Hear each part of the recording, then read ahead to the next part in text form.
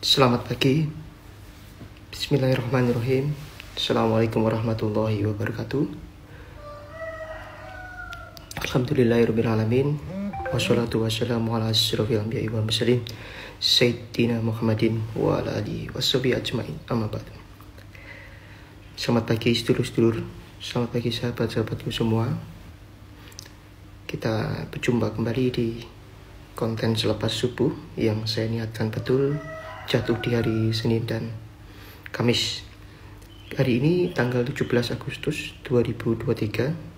Saya ucapkan dulu selamat ulang tahun Dirgahayu Republik Indonesia ke-78. Semoga semakin berjaya, semakin berdikari, semakin mandiri, dan seluruh rakyat Indonesia semakin sejahtera dan makmur. Amin, amin, ya rabbal alamin. Semoga dengan bertambahnya usia itu yang ke-78 ini, penguatan di beberapa sektor yang tentunya ada dan dekat dengan masyarakat semakin menguat. Lalu sumbangsih kita untuk menguatkan sektor-sektor yang dekat dengan kita itu seperti apa? Minimalnya dengan menguatkan dari skala mini saja, skala mikro itu adalah keluarga. Mari kita menguatkan keluarga kita untuk mendukung penguatan nasional. Itu penting sekali. Dalam rangka menguatkan keluarga kita, tentu kita harus mempelajari dan mengetahui bahwa struktur keluarga itu ada. Dengan kata lain, kalau bisa kita sebut, di dalam suatu keluarga itu terdapat struktur alami yang memang bertujuan menguatkan dan menopang secara keseluruhan. Karena saya ada di dalam background teknik sipilan, tentunya untuk mempelajari beberapa elemen struktur di keluarga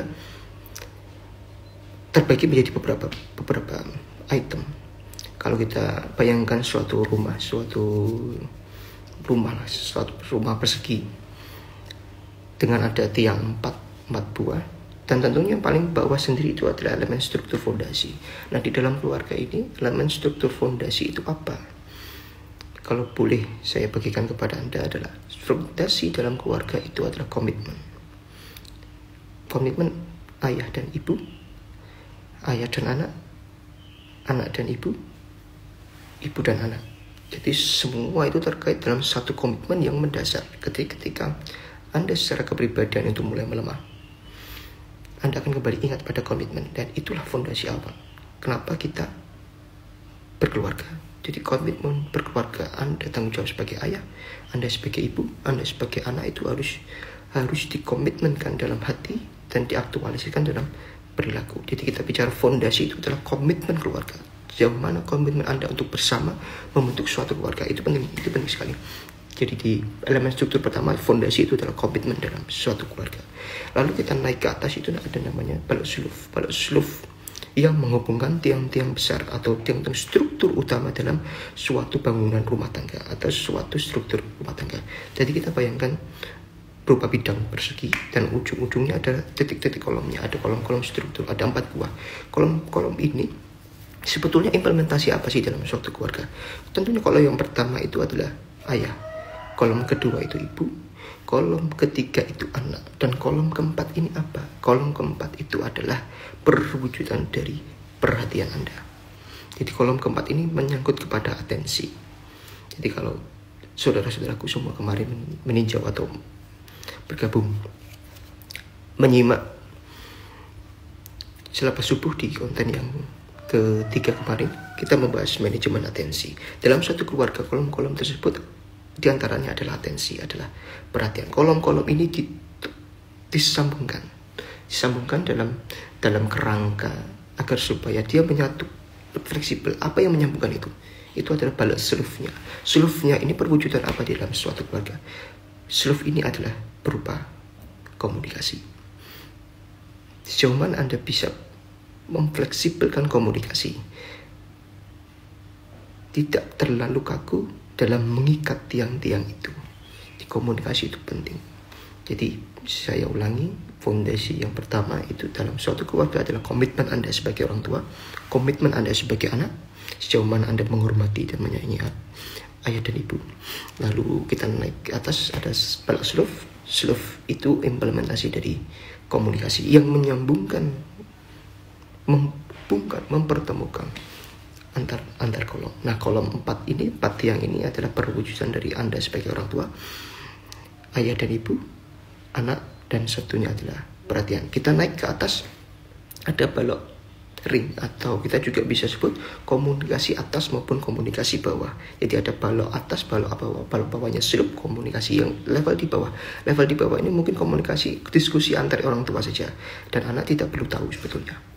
Nah, untuk balok yang atas ini adalah komunikasi level atas. Ya, kalau kita sebut ini level-level menyeluruh. Jadi kita bahas dulu level bawah, itu komunikasi antara ayah dan ibu. Kita harus bagaimana dengan keluarga ini, bagaimana cara mengembangkan atau memperkuat keluarga ini dengan komunikasi yang ada di taraf basic ini, taraf dasar. Orang tua yang berkomunikasi di situ. Nah, setelah itu naik ke atas balok ring.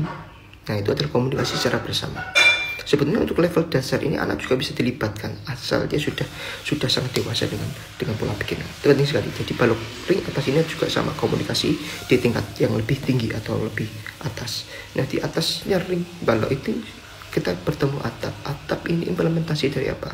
Atap ini ada implementasi dari doa orang tua, doa anak kepada orang tua, doa orang tua kepada anak. Nah, ini yang melembari, meneduhkan, membuat rumah kita menjadi nyaman. Tentunya struktur dari keluarga ini wajib kita adakan.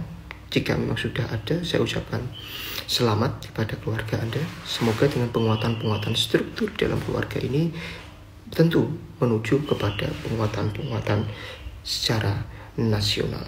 Bicara tentang tiang yang perlu kita wajib ketahui, yaitu tiang di nomor yang ketiga, perhatian.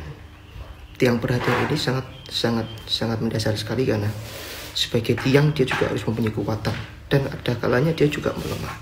Bagaimana caranya kita melihat bagaimana tiang perhatian ini kita berkurang kepada anak-anak kita. Kalau untuk ayah dan ibu kita akan bahas di pertemuan selanjutnya atau selepas subuh selanjutnya. Untuk tiang anak juga sama, kita akan bahas lagi. Semoga masih ya, semoga saya diingatkan saja.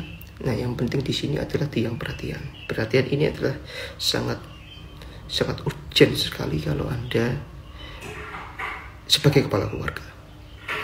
Kalau Anda sebagai orang tua, ini sangat urgent sekali. Beberapa waktu yang lalu saya coba membuat satu tulisan yang berjudul jeda perhatian. Itu penting dan wajib kita betul-betul khidmati, kita resapi itu, bahwa beberapa keluarga ini memang untuk tiang perhatian ini sangat rentan sekali. Mungkin bisa dibilang keropos. Ya, bisa berdiri, cuma tidak terawat, tidak terlalu dapat. Secara visualnya memang bagus, tapi secara intouch ke dalam strukturnya ini sangat rapuh. Nah, tentunya kalau Anda tidak sempat membaca tulisanku, akan saya coba paparkan kenapa Anda perlu sekali menjeda perhatian. Tentunya permasalahan anak muda yang sedang atau dalam proses-proses remaja sebetulnya sangat identik dengan problem-problem periodik. Misal, kesulitan bergaul, kemudian tidak sependapat dengan teman dekatnya. Nah, itu bisa pacar mungkin, atau kalau Anda mengizinkan. Kemudian bersetegang dengan sahabatnya dan kesulitan memahami guru ataupun dosennya. Tentu dampaknya itu ia mudah murung di rumah. Dia menjadi pendiam dan galau sebagainya. Tidak jarang kita sebagai orang tua menganggap benih kemurungan itu sebagai soal-soal yang tidak terlalu mengejutkan, atau ya karena sifat periodik tadi tidak terlalu mengagetkan. Alhasil tentunya impresi terhadapnya tidak terlalu besar. Namun kita keliru menakar produksi perhatian kepada anak, apalagi mengalami periodisasi tersebut. Kita keliru sekali kalau anak mengalami periodisasi tersebut kita tidak hadir. Tentunya nanti kita akan dianggap sebagai orang tua yang tidak keren, dan itu sangat tidak enak. Kita harus jadi orang tua yang keren, jadi panutan, jadi teladan bagi anak-anak kita. Jika anak mulai menunjukkan fluktuatif mood ketika berada di rumah, segera mungkin kita harus dekati. tariklah perhatian mereka dan ubahkan empatimu. Dengan kata lain, hargai perasaan mereka dan posisinya saat itu. Jadi jangan remehkan, meskipun kita pernah mengalami itu jauh sebelum anak kita lahir.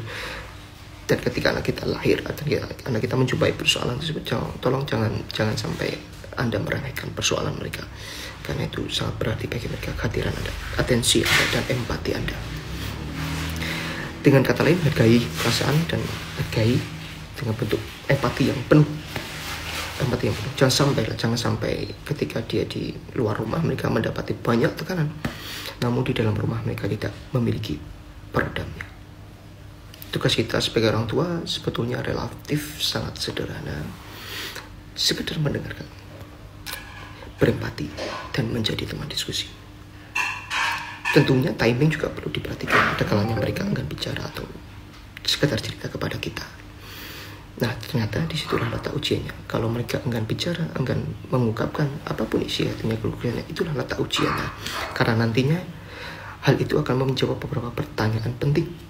Tentu yang pertama, bagaimana kualitas kita sebagai orang tua dan sejak kapan kita mulai peduli.